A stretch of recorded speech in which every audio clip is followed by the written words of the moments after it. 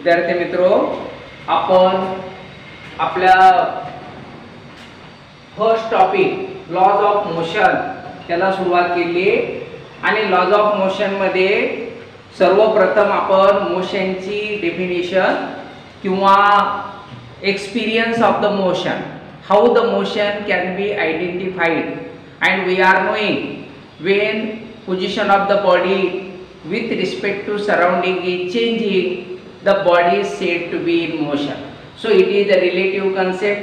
हा एक महत्त्वाचा पॉइंट आपण त्यामधून पाहिला, ज्यामध्ये आपण बरेचसे उदाहरण पण पाहिले. त्यानंतर आपण पाहिले की मोशन का निर्माण होते.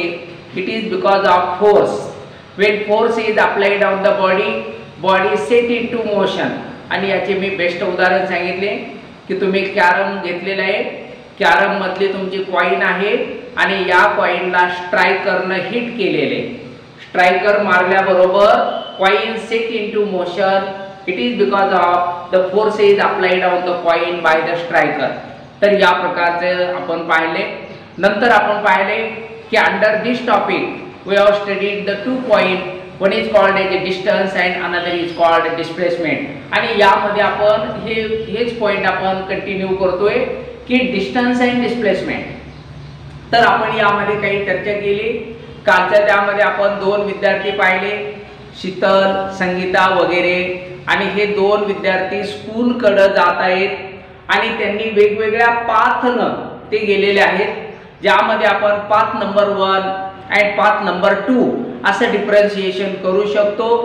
Wien they are going by suppose path number 1 by straight way, then distance is smaller, and when they are followed the bend path, curve path, then that distance will be longer and that is called as a distance. Length of path is called as a distance, and straight line distance or shortest distance between initial and final position, that is called as a displacement. आणि अशा पद्धतीने आपण distance आणि displacement याची एक प्राथमिक माहिती घेण्याचा प्रयत्न केला, ज्यामध्ये तुम्ही स्कूल एका बाजूला, शीतल्स हाऊस आणि या ठिकाणी एक मुलगा पण दाखवला, प्रशांत, तिचा भाऊ आहे जो. हे शीतल आणि प्रशांत एका विशिष्ट अंतरावर राहत आहेत. या बाजूला संगीता नावाची एक मुलगी राहते. शीतल आणि संगीता दोन्ही मैत्रिणी आहेत, नाही का. ज्यामध्ये आपण पाहिलं Sheetal started journey from her house, then goes to the house of Sangeeta and both went to the school. अशा प्रकारचं चित्र आपण यामध्ये पाहतो. And Prashant directly went to the school. तो इथून शाळेत गेला आणि हे अशा पद्धतीने दोन मुली गेल्या. Suppose this is the distance of 500, this is the distance of suppose 1200, this is the distance of suppose 1300. तर अशा प्रकारचा काहीतरी मुद्दा आहे. आणि आपण पाहतोय की या पद्धतीनं शीतल गेल्यामुळं तिला 700चं अंतर पार करावं लागलं. याप्रमाणे जे पुस्तकात असेल ते. त्यानंतर हे 1300 मध्ये गेला आणि समजा याला आपण पाथ नंबर 2 या असं नाव दिलं आणि याचं नाव पाथ नंबर 1 नाव दिलं. प्रशांत पाथ नंबर 1 ने गेला म्हणून प्रशांतनं ट्रॅव्हल केलेलं डिस्टन्स 1300 आहे. शीतल पाथ नंबर 2 ने गेली म्हणून शीतलनं ट्रॅव्हल केलेलं distance 500 plus 1200 and that is sum equal to 1700. तर अशा प्रकारचं चित्र आहे. This is the actual length of the path and this is the shortest length of the path or this is the straight line distance between initial position and final position. आपल्या पुस्तकामध्ये starting आणि काय finishing असे काहीतरी शब्द वापरले त्यांनी. इथून स्टार्ट झालं आणि इथं एंड झालं, त्याला फिनिश, एंड अशा प्रकारचे नावं. आणि या टाइप मध्ये आपण डिस्टन्स अँड डिस्प्लेसमेंट या पॉइंटवर चर्चा केली. आता आपल्याला त्यामधले काही डिफरन्स पण चर्चा करायचे की काय काय डिफरन्स असू शकतात. या पॉइंटवर आपल्याला बोलायचंय. तर आपण एक असं सांगू, distance is a scalar quantity. Distance is a scalar quantity while the displacement is a vector quantity. Displacement is a vector quantity and distance is a scalar quantity. Distance scalar आहे, displacement vector आहे. आता तुम्ही म्हणता किंवा बऱ्याच मुलांना आपल्यापैकी माहित आहे की स्केलर म्हणजे काय आणि वेक्टर म्हणजे काय. The physical quantity, the physical property, the physical character which can be explained only by magnitude is called as a scalar quantity, and the physical quantity which requires both for explanation, that is the magnitude and direction, and that is called as a vector quantity. Which require both magnitude and direction, म्हणजे त्यामध्ये डायरेक्शनची पण गरज आहे आणि त्या किमतीची पण गरज आहे, संख्येची पण गरज आहे. जसं की आपण बऱ्याच वेळा स्पीड आणि वेलॉसिटी हे पण दोन मुद्दे घेत असतो. Speed and velocity. Velocity is a speed in the direction of applied force. So velocity is a speed in the direction of applied force and therefore it is a vector quantity, and speed is a scalar quantity. जर आपण लिहिलं the speed of the vehicle ST bus is 80 km/h, so it is a speed. याला कुठल्याही डायरेक्शनची गरज नाही. and velocity of the vehicle is 80 km/h. आता पहा इथं नुसता शब्दाचा फरक आहे, बाकी सेम टू सेमच आहे. याचं युनिट पण तेवढंच आहे, याचं युनिट पण तेच आहे, याचा आकडा पण तोच आहे, याचा आकडा पण तोच आहे, लकीली आपण सारखा घेतला. तर यामध्ये वेलॉसिटी 80 km/h, स्पीड सुद्धा किती आहे 80 km/h. But here we do not require that direction, but in the second quantity velocity we require direction, and therefore it is called as a vector, and first is called as a scalar. तर अशा पद्धतीने याला आपण scalar quantity म्हणू आणि याला vector म्हणू. तर या पद्धतीनं पहिला आपण डिस्टन्स आणि डिस्प्लेसमेंटचा जो डिफरन्स घेतोय. So distance is a scalar quantity and displacement is a vector quantity. त्यानंतर आपण सांगणार आहे so distance relate with the speed and displacement relate with the velocity.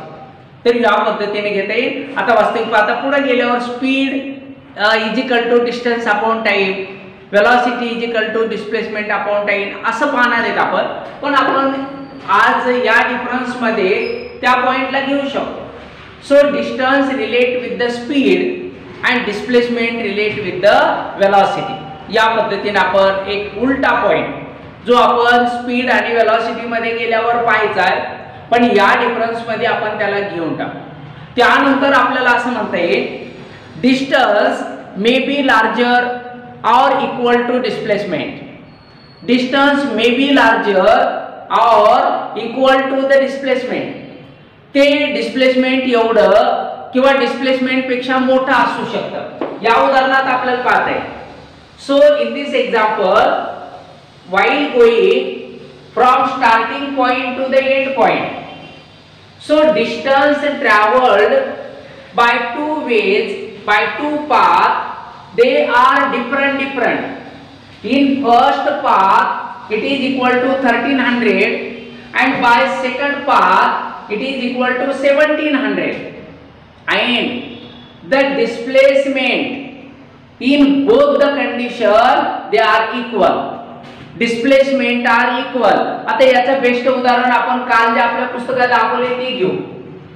या ठिकाणी त्यांनी जे पेज नंबर जे फर्स्ट पेज दाखवलं आपल्याला की अशा प्रकारची एक फिगर काढलेली.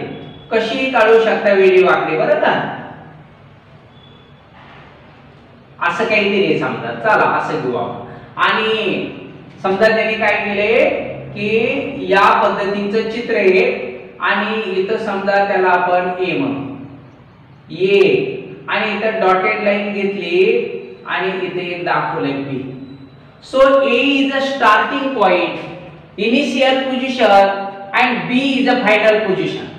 आपण याला म्हणू this is path number 1, this is path number 2, and this is the path number 3. चला अशा प्रकारे path number 1, path number 2 and path number 3. काय मुद्दा आहे आपला? The here from A to B, going from A to B, or the shortest distance between A to B, it is called as a displacement. Suppose we are going from A to B by path number 3. We are going A to B by path number 2. In both the cases, suppose it is a 50 meter, suppose it is a 100 meter, and suppose it is a 200 meter. अंदाजे घेतलेले आपण, त्याला काही मोजमाप नाही. So the distance from A to B by path number 3 it is 200. Distance between A to B by path number 2 it is 100. Distance between A to B by path number 1 is 50 meter. So it is like this. Then displacement from A to B going either by path number 1, path number 2 or path number 3, it is the same. When you are going from A to B by any path, displacement equal to same, and that will be equal to 50 meter. So displacement equal to 50 meter by any way, but distance is the different.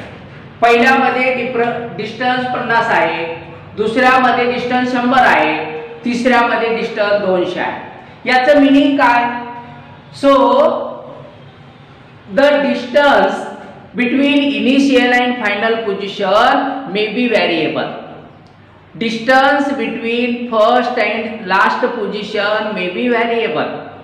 It may be smaller, it may be larger. It depends upon path by which the body is going from initial position to the final position. म्हणून difference मध्ये सांगणार तुम्ही the distance is variable, displacement is always constant. Displacement is constant, distance is a variable. त्यानंतर आपण जे आता मांडलेला मुद्दा, distance may be equal to or greater than displacement, and displacement is the shortest distance. त्यानंतर पहिला जो तुम्ही सांगितला स्केलर वेक्टर, दुसरं distance is variable, displacement is fixed.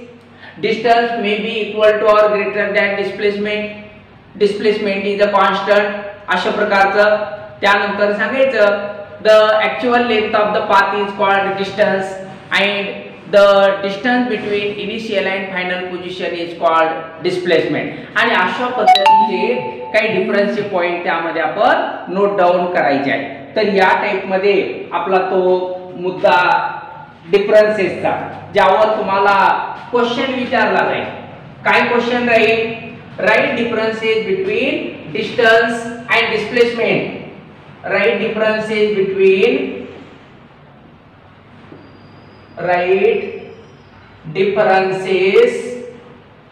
between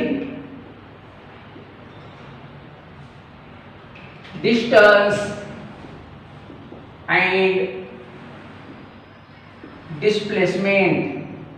तर डिस्टन्स आणि डिस्प्लेसमेंट मधले डिफरन्सेस लिहा, अशा प्रकारचा क्वेश्चन आहे. ज्या आन्सर मध्ये आपण एका बाजूला डिस्टन्स असा तुम्ही कॉलम करणार, दुसऱ्या बाजूला डिस्प्लेसमेंटचा कॉलम करणार, आणि ज्याच्यामध्ये स्केलर वेक्टर हा एक डिफरन्स मांडणार. त्याच्यानंतर डेफिनेशनचा डिफरन्स मांडायचा दोघांचा, त्याच्यानंतर स्मॉलर इक्वलचा मांडायचा, आणि याच मध्ये तुम्ही एखादी फिगर पण देऊ शकता की ज्या फिगरच्या आधारे डिस्टन्स स्पीडशी निगडित आहे, डिस्प्लेसमेंट वेलॉसिटीशी निगडित आहे. हा पण एक पॉइंट आहे. Distance relate with the speed while displacement relate with the velocity. हा सुद्धा एक पॉइंट त्यामध्ये नमूद करायचा, आणि एखादी छोटीशी फिगर पण काढायची की ज्यामध्ये डिस्टन्स आणि डिस्प्लेसमेंटचा तुम्ही मुद्दा सांगू शकाल. आता इथे एक ते बेस्ट पॉइंट मांडलेला आहे, तो आपण एक शॉर्ट मध्ये एक्सप्लेन करायचा प्रयत्न करू. बघा, फारच मजेशीर मुद्दा येतो तर की आपला जो पाथ आहे ना, हा पाथ सर्क्युलर आहे असं गृहीत धरा, and suppose this is the initial position and body travels the periphery circumference of the circle and again come back to the initial position and this is now final. इथून सुरू झालं तिथंच end झालं. आता फारच सुंदर प्रश्न आहे हा की एक बॉडी इथून स्टार्ट झाली घड्याळाच्या काट्यासारखं आणि ठराविक अंतर फिरून पुन्हा वापस आली. आता यामध्ये इनिशियल पोझिशन आणि फायनल पोझिशन कशा आहेत? सेम आहे. इनिशियल आणि फायनल सेम आहे आणि आपलं असं म्हणणं आहे दोन्ही मधलं अंतर म्हणजे डिस्प्लेसमेंट. जर दोन्ही सेम असतील तर दोन्ही मधला डिफरन्स किती येईल? 0. So distance travel equal to 0 divided by any number, then answer will be equal to 0. In circular motion displacement is 0 and suppose this perimeter of the circle is equal to 20 cm. चला छोटा आहे तर distance बरोबर आहे 20 cm but displacement is equal to 0. Distance बरोबर 20 cm असेल, displacement बरोबर किती असेल? मात्र 0 असेल. यावर तुम्हाला स्वतंत्र प्रश्न विचारतात. When body is performing circular motion, why does displacement equal to 0? तुम्ही सांगणार because in this example initial position and final position are same and therefore difference between two position is 0 and hence displacement is 0. But distance traveled by the body is equal to perimeter of the circle. ते त्याच्या perimeter एवढा असेल, displacement मात्र 0 असेल. आणि अशा प्रकारचं हा पॉइंट तुम्ही डिफरन्स मध्ये पण नमूद करू शकता. आणि हा बेस्ट मुद्दा याच पॉइंटला पण उद्या कंटिन्यू करणार आहोत. सर्क्युलर मोशनच्या उदाहरणामध्ये डिस्प्लेसमेंट आणि डिस्टन्स हे कसे व्हेरिएबल असतात, कसे काढायचे, का काढायचे, म्हणजे तो का डिफरन्स येतो, ह्या गोष्टी आपण उद्या पाहू. तर आपण वेळ संपल्यामुळे इथं थांबू.